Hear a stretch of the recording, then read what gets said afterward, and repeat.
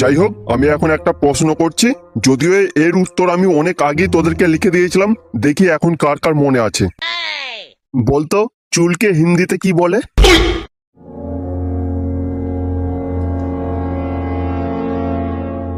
জানিস না তো? তার জানবি কেন, পাড়ার বৌদিদের কথা মনে রাখ না, তাহলেই হবে। সালার ছেলেরা পড়তে এসেছে। এই এই খেচকা, তুই কেন হাসছিস কেন রে? তুই সব জানিস? উঠে দাঁড়া। ফুলসজ্জার মন্ত্রটা বলতো। ফুলসজ্জার মন্ত্র? নমো রাতে দাদা বৌদি উচ্চ তাপে উচ্চ চাপে। থাক, আর বলতে হবে না, তুই জানিস দেখতে পাচ্ছি। বসে পড়।